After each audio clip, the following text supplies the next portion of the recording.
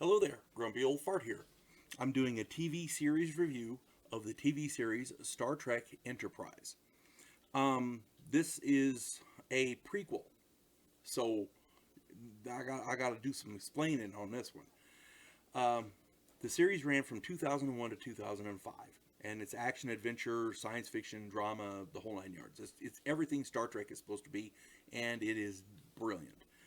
There are some flaws, and I need to point these out.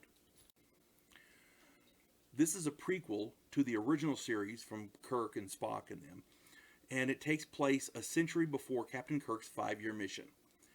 The series explains the early years of Starfleet and the formation of the United Federation of Planets. And they do a good job with it. They do a really good job. The aliens look like aliens. It's not the rigid uh, uh, makeup and masks and stuff they had back in the day. But in this, they have more CGI and they do a better job with it. But that's just a sign of the times. That's not the acting is not better or worse. It's just the makeup's better, as it were. The special effects are better, and that comes with the advances in technology.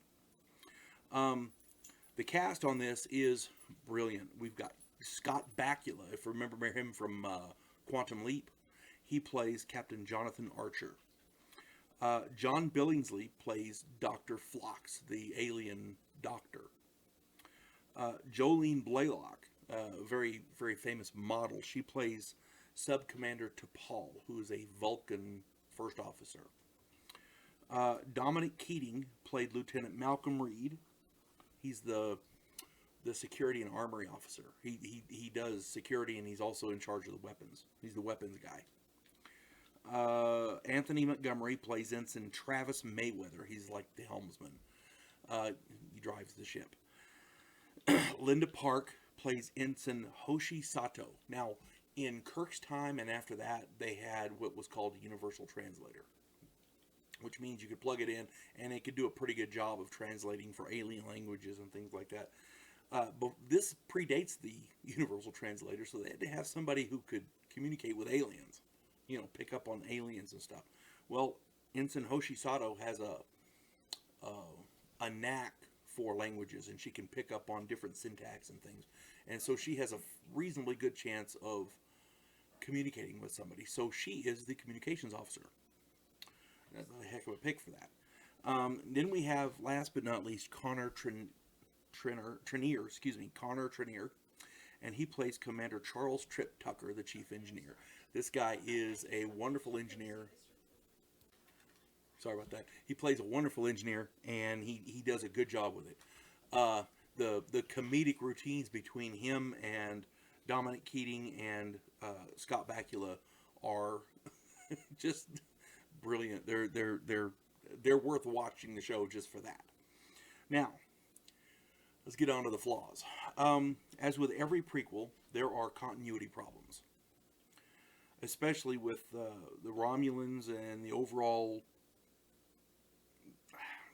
Overall, this is an excellent series, but with any prequel, you're going to have continuity problems to some degree.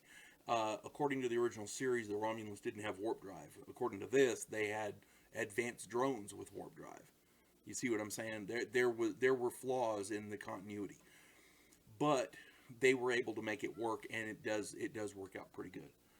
Um, Sorry, cat. But they made it work, and overall it was pretty good, even with the continuity problems. There was a few brushes with advanced races like the Ferengi and things like that. You get to meet the Nausicaans. You get to meet a variety of different races that were mentioned but never actually talked about. Never actually, or excuse me, they were talked about, but they were never actually met in some of the other series. Nausicaans were prevalent in DS9, used as enforcers by the Ferengi.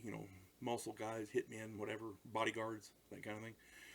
Nausicaans apparently are exceptionally violent individuals, and in this they're they act a lot like pirates and stuff, but they work out pretty good. And I love how they joke around with the Vulcans, but the Vulcans do not find it amusing. They have run-ins with Vulcans who are very supposed to be very logical, very very logical, very intelligent beings, and they don't think the humans should be out there. But guess what? They are. And they have a time of it. Like, for example, there's one episode where they're on a meteor, and they're testing, doing some scientific testing on this meteor, and it's covered in ice. And when they're getting ready to finish up, they made a snowman with big Vulcan ears. It was funny. Anyway, if you get a chance to see this, it's well worth it. The series is Star Trek Enterprise, and they do some time travel and they do some other things. But again, the writing is what gets this. It's a positive future and thought-provoking storylines, really great writing. You will not be disappointed, I promise.